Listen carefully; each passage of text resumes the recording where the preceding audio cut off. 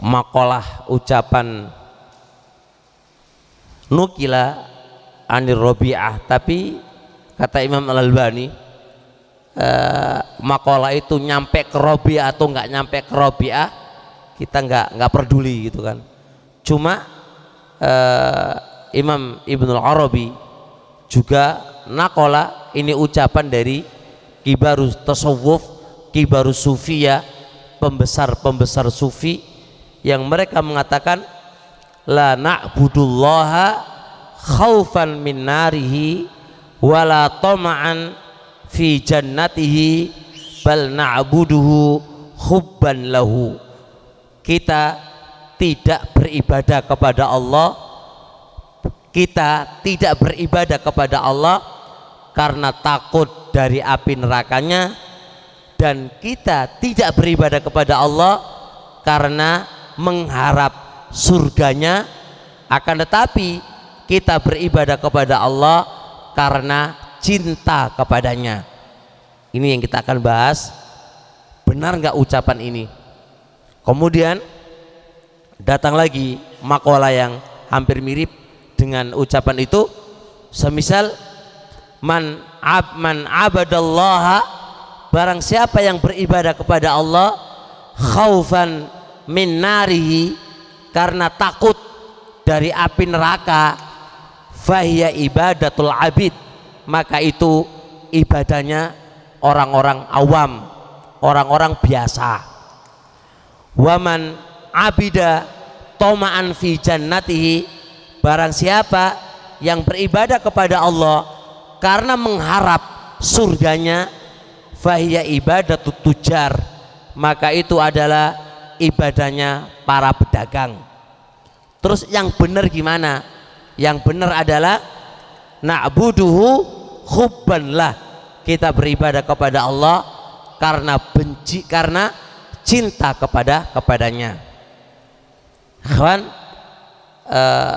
ini yang saya buka di buku-buku salaf, bahkan di beberapa kitab-kitab akidah saya dapati yang gembor-gemborkan ucapan ini adalah dari kalangan tasawuf sufiyah, dan dia menukilkan dari Rabi'ah atau yang lain, dari kibar-kibar mereka.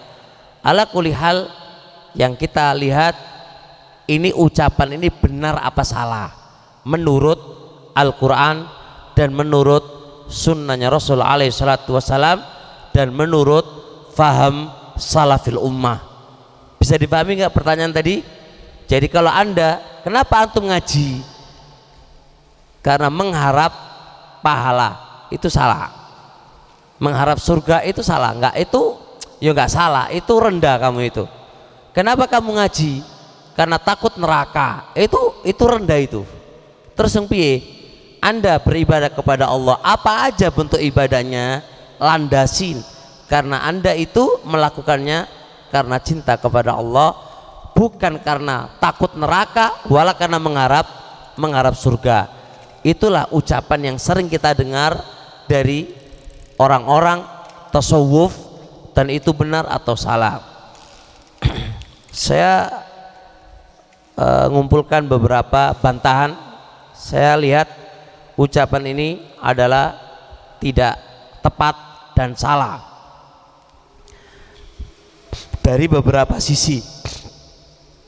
Sisi yang pertama, fahami sekarang tidak ada pertentangan antara beribadah kepada Allah dengan mengharap dan takut dan cinta.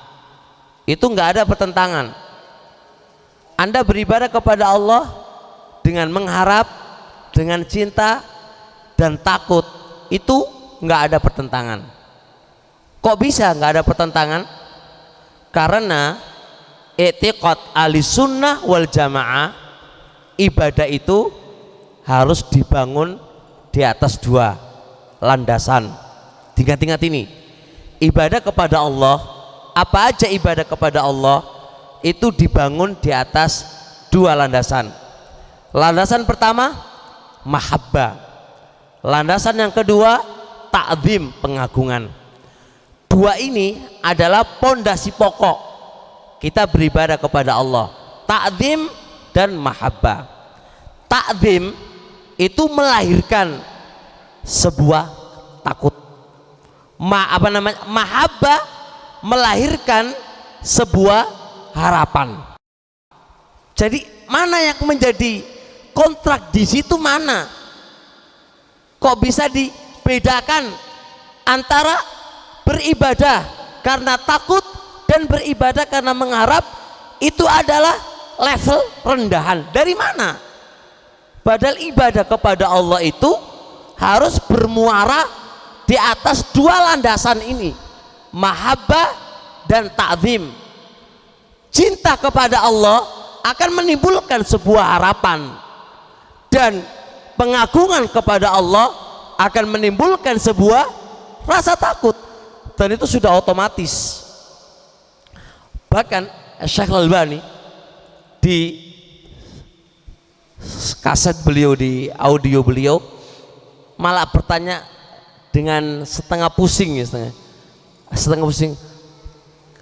Kata beliau, Anda beribadah kepada Allah karena cinta, itu secara dzaruriyah udah otomatis akan muncul pada kata cinta itu sebuah harapan. Apa yang menjadi perbedaan itu apa? Nggak mungkin, tasawwur ahad, tidak akan terbayang di seorang pun Anda beribadah kepada Allah tanpa Anda memiliki dua hal ini, yaitu cinta dan apa? Mengharap dan apa? Dan takut. Kenapa Anda sholat? Kenapa Anda sholat? Pasti dzaruriyah manusia, karena ada yang dicari, ada yang dicari. Baik. Bantahan yang kedua,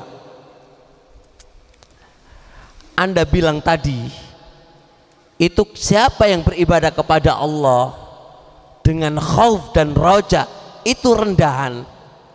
Padahal para anbiya, para nabi, orang soleh, para malaikat beribadah kepada Allah dengan dua ini, takut dan mengharap. Berarti ente membalik fakta. Apakah ibadah ente lebih tinggi daripada ibadahnya para anbiya, para malaikat dan orang-orang soleh? Perhatikan firman Allah Subhanahu wa taala,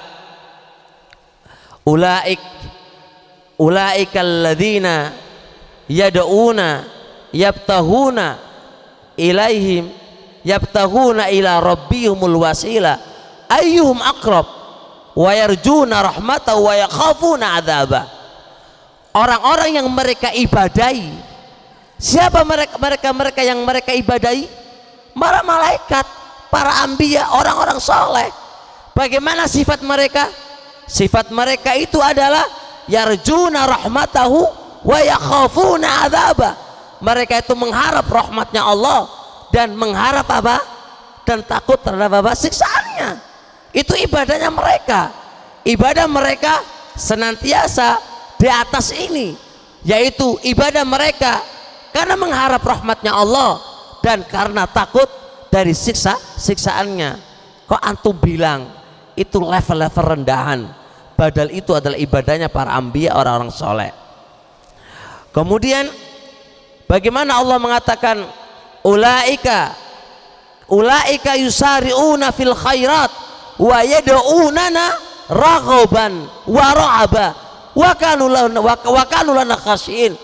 Ketika Allah menyebutkan para anbiya, bagaimana para anbiya itu?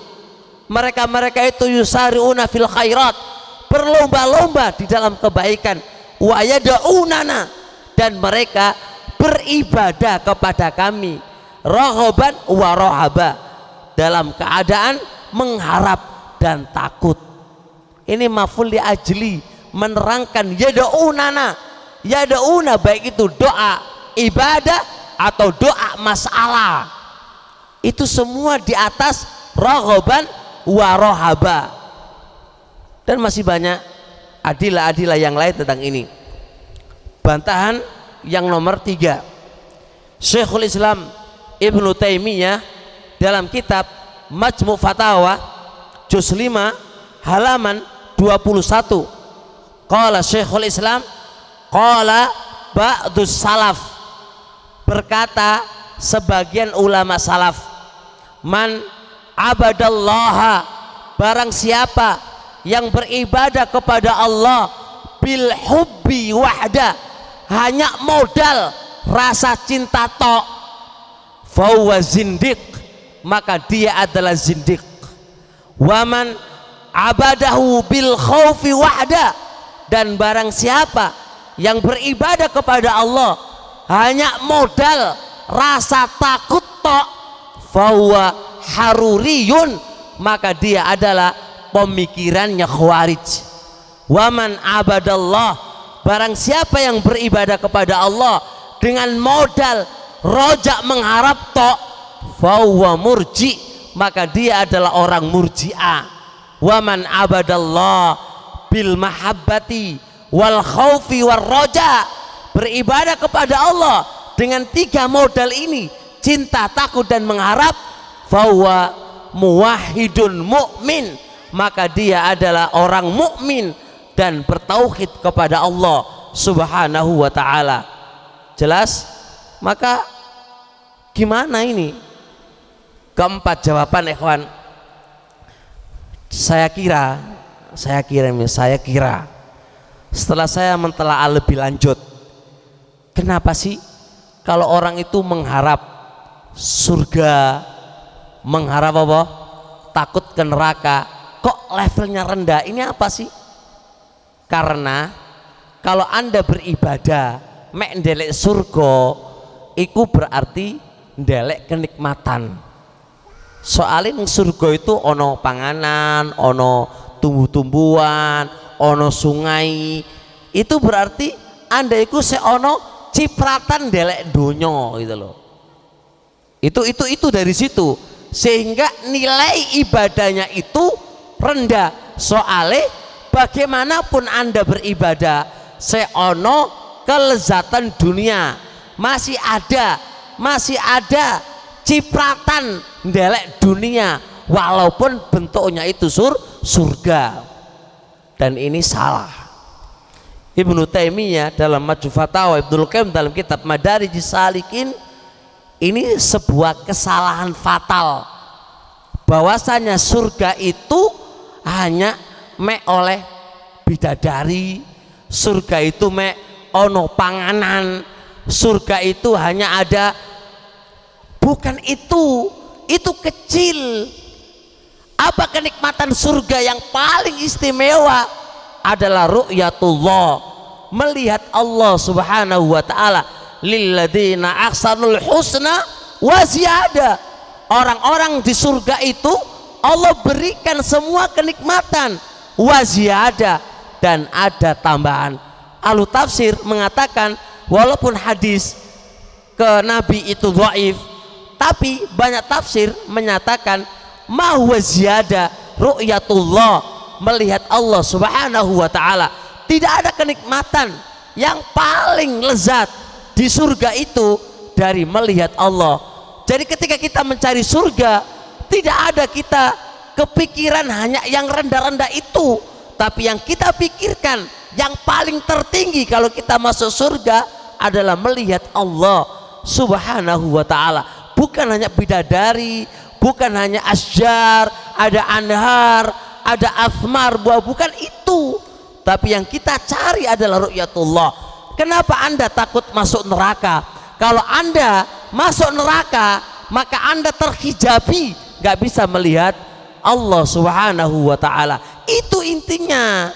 Jadi ini salah kalau kita beribadah kepada Allah, melihat surga, hanya dapat surga, mencari surga, bukan kenikmatan-kenikmatan itu yang kita utamakan. Lebih dari itu ada, yaitu melihat Allah subhanahu wa ta'ala.